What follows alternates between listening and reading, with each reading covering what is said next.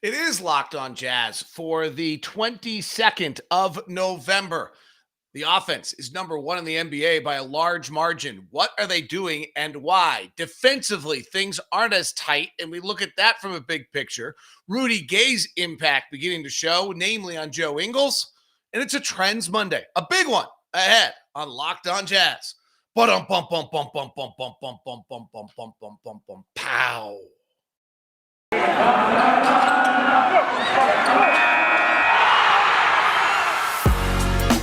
You are Locked On Jazz, your daily podcast on the Utah Jazz. Part of the Locked On Podcast Network, your team every day. Hi, I'm David Locke, radio voice of the Utah Jazz, Jazz NBA insider. This is Locked On Jazz, your daily podcast on the Utah Jazz, giving you insight, expertise, geeky numbers, and hopefully making it way better to be a Jazz fan each and every day. Thank you very much for making Locked On Jazz your first listen every day. We are free and available on all platforms. You can subscribe and hit the little bell that says be notified and be notified on YouTube, or you can subscribe and leave a 5-star review on iTunes, Google, or wherever else. We always appreciate those. Thank you very much. Good morning to Jeremy and Bryce and Elijah, Trevor, TJ, Dallin, and welcome to all those who jumped aboard early this morning here on our live edition of the show, where you're welcome either way, and we appreciate it. The Jazz offense is number one in the NBA, and by a decent amount. And so I wanted to kind of dig into that. It hasn't felt that way. There's a little bit of a misnomer out there right now that we're not making shots. What we're not making is the shots that we're used to watching and that are glorified, which is the three.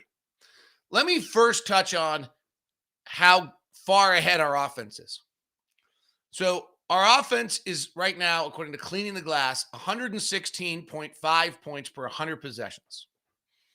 That is 8.2 points better than league average. Last year, the best offense in the NBA was the Brooklyn Nets, and they were 6.5 points better than, again, 8.2, 6.5 points better than the rest of the NBA. In 1920, the Dallas Mavericks had historically the best offense ever in the league, and they were 4.0 points better than the rest of the league. We go to the 18-19 season. Now, some of this, you'll see, some of our offense might not totally be sustainable. The best offense was the Golden State Warriors, who won 57 games, and their offense was 5.9 points better than the rest of the league. In the 17-18 season, the best offense was the James Harden-led Houston Rockets. They were 6.4 points better than the rest of the league. I think you get where I'm going here. You go to the 16-17 season, which is the 67-win Warriors, and they were 7.8 points better than the rest of the league offensively. So that 67-15 great Golden State Warrior team is the last time you have a team that was close. And then the 73-9 Warrior team was a little more than 8, was about 8 point, for some reason I can't do my math right now. It was about 8.5. No, they were 8.3. So the last team that was this much better for an entire season than the league average offensively, than what the Utah Jazz are doing right now, was the 73-9 Golden State Warriors, which is like one of the great, offensive teams of all time. So the Jazz are 2.1 points better than the second best team in the league, the Golden State Warriors. They are, if we slide down to the sixth best offensive team in the league, they're almost 7 points per 100 possessions better than the sixth best team in the league. And we just ran through all those teams.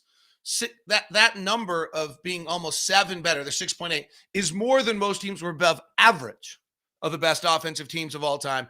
We're that compared to the sixth team in the league. They are having very subtly, very quietly, a historically great offensive start to the season. I don't know that it's sustainable for a few reasons, but there are a few reasons why it is. So let's start with the first myth. The myth that we're not making shots. That's not true. We have not been making 3-point shots. But while we have one of the best shot distributions in the NBA, the 5th best, and we'll get to that in a second, we're doing everything right around the fringes. We're actually making a lot of our other shots. In fact, we're the number 3 team in the league shooting at the rim. We're shooting 69.5% at the rim.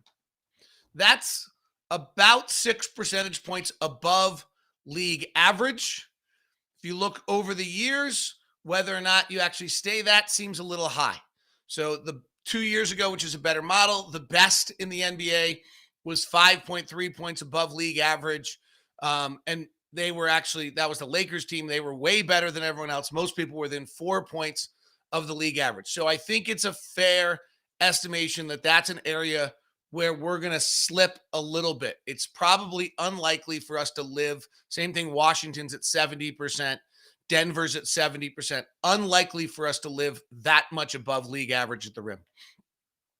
We're shooting 46% on the short floaters and 49% on long twos. 46% is 5.5 points above the league average on the floater zone shot, which again, the best in the league 2 years ago was 4.7 points above average. Quickly, teams were pretty much 3 points above league average. Seems unlikely we can stay that hot in that range. Last year, the best in the league was Phoenix. So they at 8 points above, they were 3 points better than everybody else. And then Brooklyn was about 4 percentage points above league average. So I would suspect these are two areas where why we're historically great right now that might not be sustainable. We're 7 points above league average on the long twos. What we're doing here is interesting, though. The long twos might be sustainable because really Donovan Mitchell is almost the only one taking them. We take, and I love this. This goes back to something that Nick Nurse did in Toronto the year they won the championship. What Nick Nurse did in Toronto was Nick Nurse, the old school was like Jerry Sloan and those guys would say, well, Darrell Griffith, you can shoot the three. Nobody else can shoot a three. You know, they would basically say, like, you have the right to shoot the three, but nobody else does. That was kind of the model. Nick Nurse went and flipped it, said everybody can shoot a three. The crappy shooters shoot the three. Please, I'd much rather have you shoot a crappy shot three at 3 points per shot than a crappy two at 2 points per shot. Because the difference between a not very good shooter from long range two, which is 40%, and a bad 3-point shooter is not that big a difference.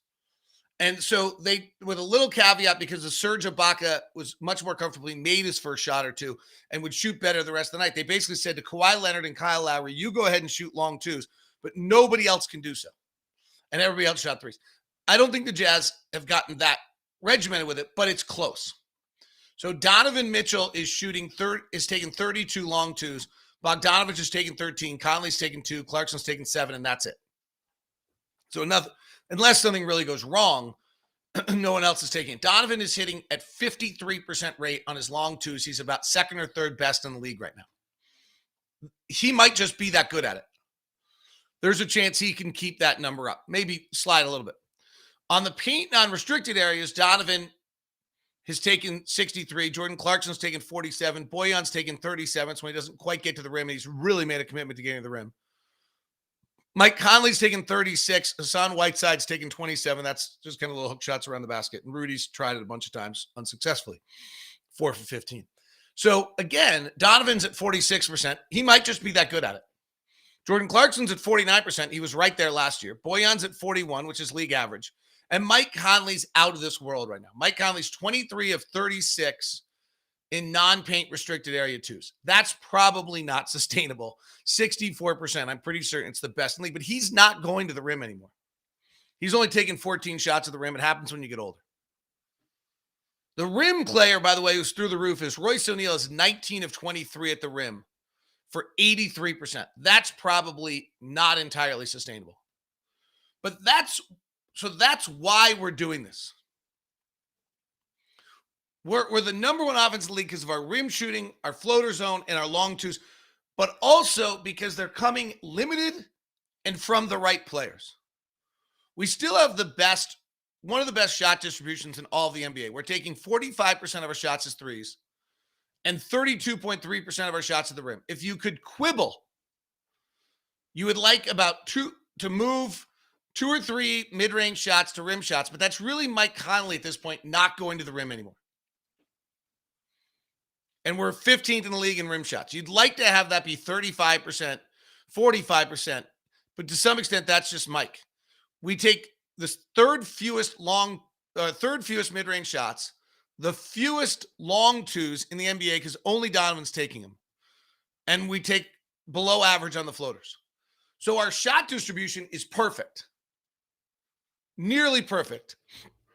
And then we're making that 22% of shots that are coming not at the rim, we're making. Those 32% of shots at the rim we're making. And while we haven't hit our threes yet at the rate we want, we're now up to league average. I actually think the threes could very well cover for those other areas as they slide. And that's how the Jazz have, right now, what's actually historically great offensive team.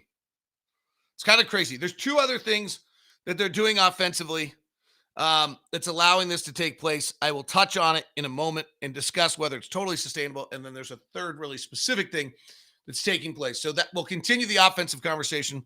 I have some notes on the defense. I have some notes on Rudy Gay, and I have the trends. And I can feel it right now that we're not going to get through all of it. So we'll see what doesn't make it. Thanks for the chat room comments as well. We'll continue. Locked on Jazz on a Monday edition is brought to you by our friends over at Murdoch Chevy, located in Woods Cross, as well as in Linden and welcome as Logan.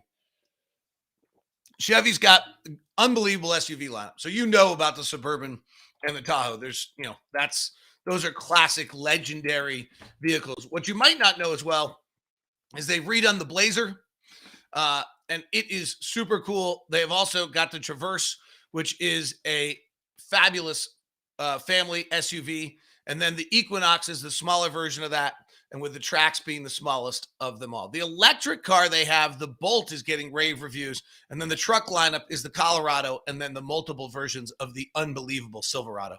I drove a Silverado truck for a while. It was super cool because it just literally felt like you were sitting in a lazy boy chair. Murdoch Chevy's got a bunch of great things going on. First off, they are not charging more than MSRP despite the car shortage. Second is in the purchase of any new or used Chevy, you get a Solitude season pass so we can ski together.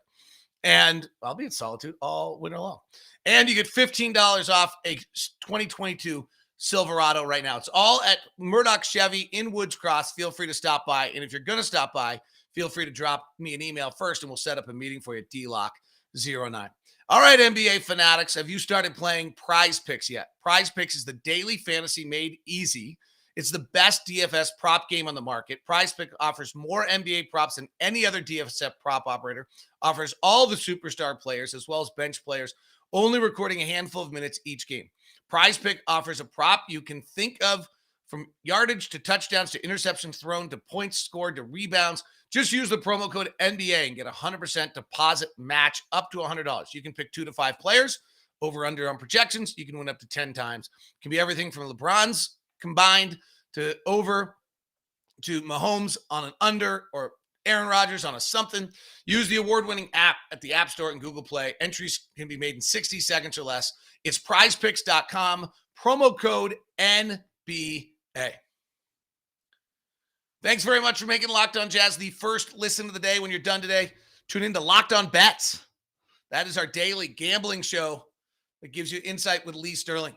All right. Continuing on the offense, there are 2 other areas that are leading to the Jazz having this historical offense.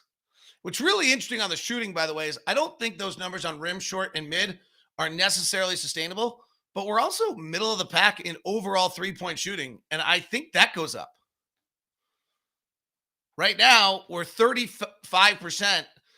I would suspect we get to at least 37, which moves us to 5th in the league. Brooklyn's the best at 39. Philly's at 38.5.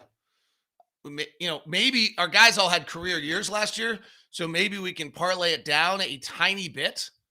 But last year we shot 39.6. So we probably should be able to get to 38. And if we're at 38 from three, that covers up the three other those little areas. So from a shooting standpoint, and if our effective field goal percentage right now, last year was 57, and this year is number 2 in the league. Last year was number 3. So these things aren't like completely out of whack. And this year it's 56, and the league is down a little bit. So I don't think that's out of whack. Now, there's 2 other areas where we're really, really good right now.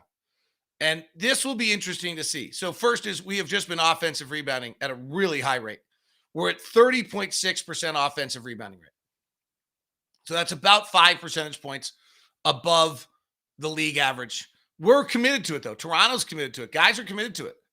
That 5 points above the league average is more than about any team you can find in the league over the last few years on offensive rebounding. Now, there's been an increased wave of offensive rebounding so that teams are more interested, but I think over the course of the year, teams realize you're going to offensive rebound, and that will come down. It will probably end at about 3 percentage points above the league average, but not 5. So I think that goes down a little.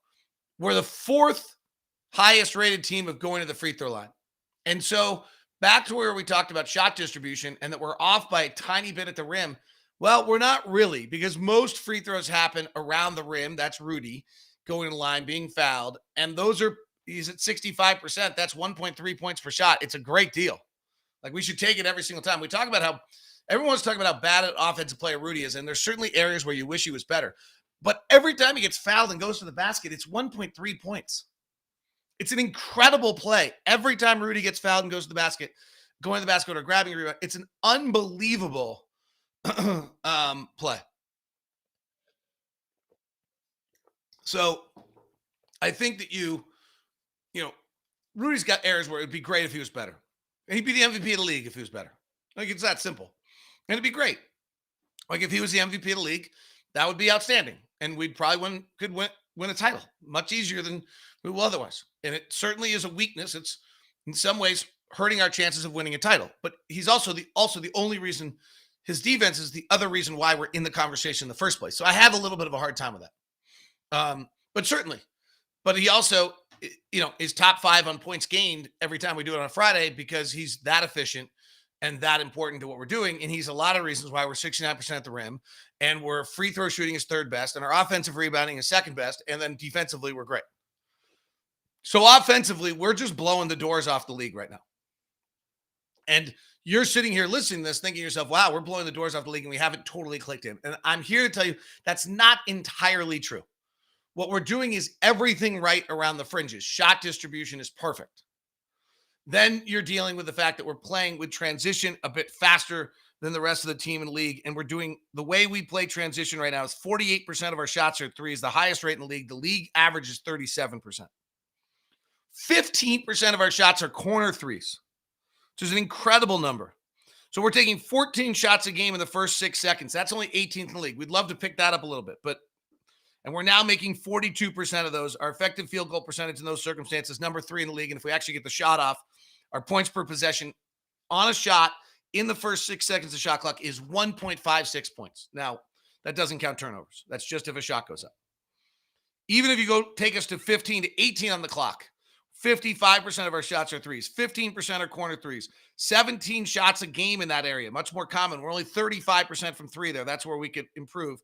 But we're number 1 in the league if the shot goes up in points per possession. Now, again, that doesn't count turnovers. Our late offense is actually pretty good. It's not as good, but it's actually pretty good compared to the league. Again, not counting turnovers when we get the shot up. So you look at the way we're playing offensively right now, we're doing everything right around the fringes. We're shooting threes early. We're taking a lot of threes. Our shot distribution is great. Then our offensive rebounding is amazing. We're getting the free throw line, which is remarkable. We're shooting brilliantly on the shorter shots, so we're not making some threes. That part probably levels out. But also, if we sink a little bit here, then we're not the greatest offense in the history of the NBA. That's really what we're talking about. Right now, if the way the Jazz are going, the last offense that was this dominant was the 72-win Golden State Warriors. So if we slip a tiny bit offensively, we're not the greatest offense ever in the history of the league. That's where we are. Pretty incredible. I had a bunch of Rudy Gay notes and a bunch of defensive notes, and I'm only going to be able to get to one of them. We can wait for the other for tomorrow. In the chat room, if you're going to join me live, you get the opportunity. Quickly in the chat room, tell me whether you'd rather get Rudy Gay's impact on things or you'd rather have some notes on Rudy Gobert and where we are defensively right now. Well, TJ Hollow has a good question. Backup forward, but awarding Pascal some of Joe's minutes makes sense. Joe seems interpersonal connector of the team, so probably not. Everyone's saying Rudy Gay. All right, so let's jump into this. And we'll do the defense tomorrow. We'll look at Rudy Gay's impact, and we'll look at trends of the Jazz as we continue. Yeah, Rudy Gay. And some people want defense. Defense tomorrow, Rudy Gay coming up here. We played Memphis tonight, so I'll touch on a few notes on that for you as well. Today's show is brought to you by our good friends over at betonline.ag. Great place to get your gaming on at betonline.ag with the promo code Locked On. You get a 50% welcome bonus. Monday Night Football tonight going on and other spots for you. Let me pull up. Sorry, I just hit a button. Now I have no idea where I am on their site. The Tampa Bay Buccaneers are an 11.5-point favorite tonight. If you're following the NBA today, the Utah Jazz are a 10-point favorite over the struggling Memphis Grizzlies. Sacramento, with their new head coach, is a 2.5-point favorite on the shorthanded 76ers. Joel Embiid's not back. Suns are in San Antonio, minus 5.5 there. Minnesota is a 3.5-point favorite over New Orleans. Minnesota might be good, by the way. Milwaukee, we'll see it on trends here in a second. Milwaukee's minus 12 over against Orlando. Chicago coming off an emotional game yesterday with the Knicks is 3.5 against Indiana. That one's interesting. I'd keep an eye on that. That's a back-to-back tired team right there that hasn't won a lot yet. They're good, though. Boy, that Zach LaVine, DeMar DeRozan combination is actually working out really impressively. They're flat out good. All right, let's look at what they've got for the Brooklyn is a plus 150 with the Bucks at plus 375 in the East. Warriors are plus 235. Jazz are plus 350, and the Lakers are now plus 450. So the Jazz odds are now ahead of the Lakers, only following the Warriors. And here's a really funny one about that. The Jazz are a dominant offensive team, and the Warriors are a dominant defensive team right now. And if you ask the league, every time you hear a commentator talking about it the other way around, just know they're not digging in.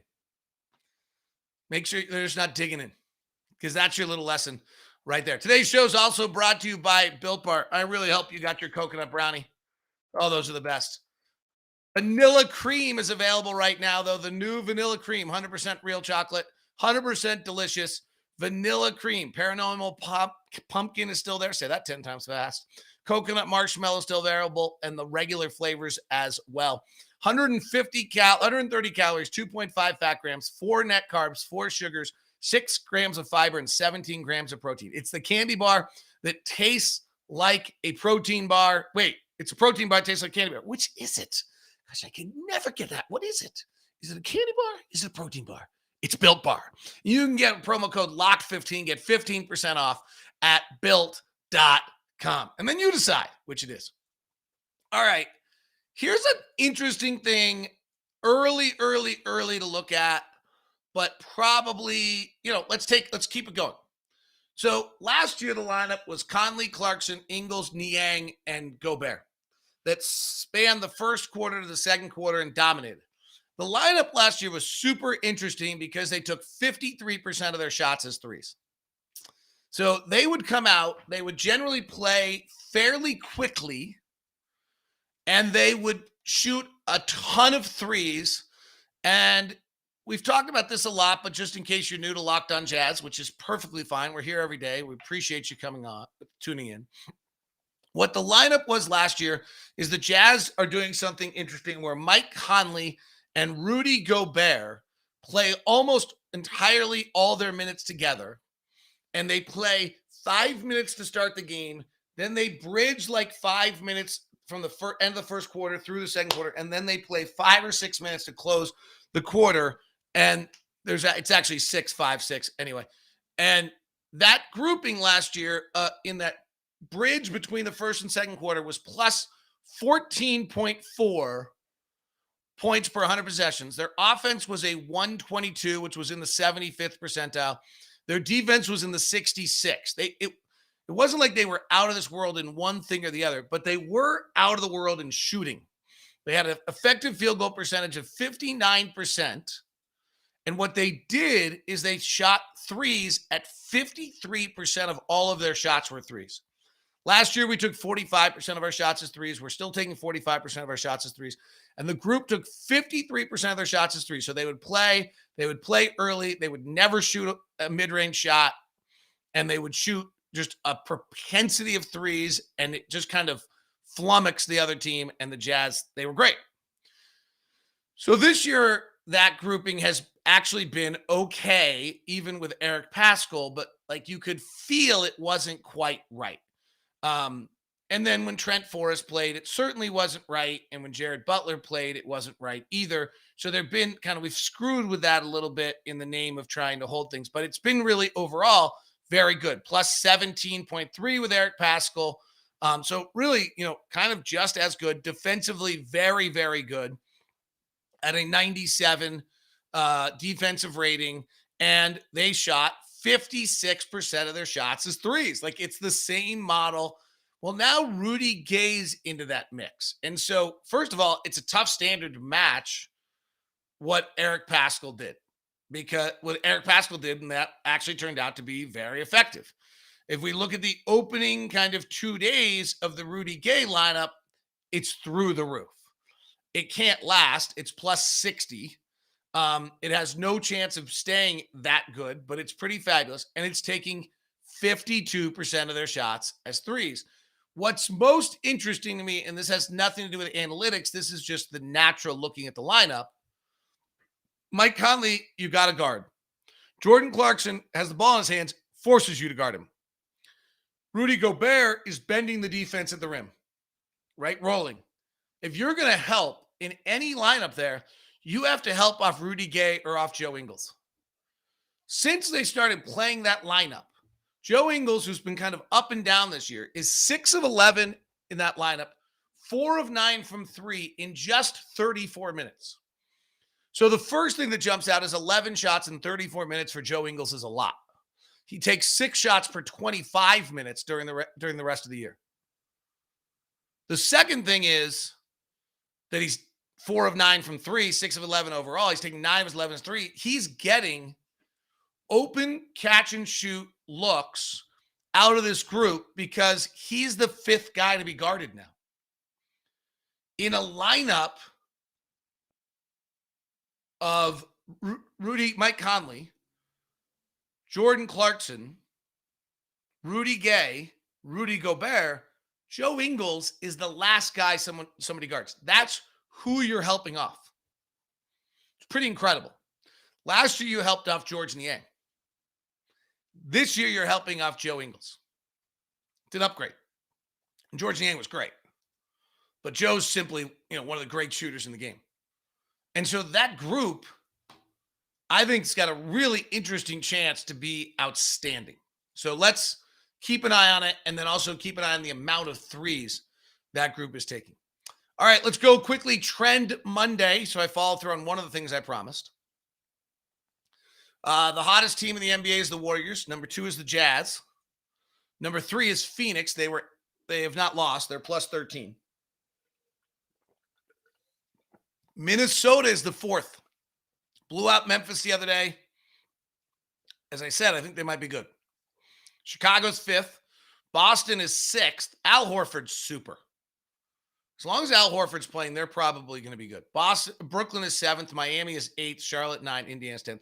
The bad teams in the league are no surprise. Houston, Orlando, Sacramento. The Lakers are the 4th worst team in the NBA over the last 2 weeks.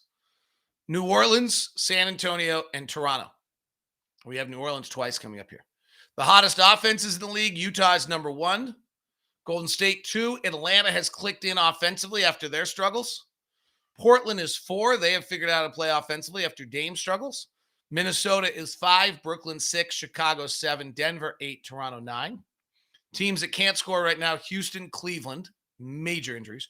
Oklahoma City, play them Wednesday. Orlando, New York, worth noting. New Orleans, Sacramento, and Washington can't score right now, which makes it hard for them to sustain this run. Defensively, the number one team in the league is Phoenix by a lot, followed by Cleveland, incredible length. JB Bickerstaff has them defending. Charlotte, interesting for all the talk about offense, they're playing defense. Golden State, Clippers, Oklahoma City, the Jazz are 7th, Boston 8th, Washington 9th. Teams that are not defending, Toronto's the worst defensive team in the NBA by a mile. Philadelphia, no Joel Embiid. Portland, no surprise. Wow, funny. Change coaches, same personnel, same result. Memphis, surprising, and we'll play them today. They're the worst defense in the league. They're also being very unlucky against three-point shooting. Orlando, the Lakers can't defend. And Denver, Sacramento, and Atlanta. Interesting on Denver, Michael Porter Jr. could be out for the year, they're saying, with nerve damage on the back. And that we'll keep an eye on that because that obviously has huge impact on the West. The Clippers actually have been kind of in the middle of this pack, just being fine without Kawhi. 5th best defensive team recently. So those are the recent trends. That is a look at our offense and our defense. That is the show today. Hope you're doing well. Tomorrow I will look at the defensive numbers. There's lots. I had a 5-hour prep session yesterday of like just digging into every little thing about the Jazz. It was super fun. And here it is. There it is. That's today's game notes. Oh, and then there's this. Here's an interesting last little tidbit for you. We're number 1 in the league in offense after the other team makes their shot. We're 6th best after a miss, and we're 12th after a turnover. We are 28th in the league defensively after we commit a live ball turnover. That is a little teaser for tomorrow's defensive show. Have a great one. Thanks very much for tuning in. I appreciate you. Have a super day. Oh, wait, one other thing before I end the show. Live 1-minute Jazz previews now on TikTok, Snap, and Instagram for you every day. So follow me at DLock09. I think on all 3 of those is DLock09. See ya.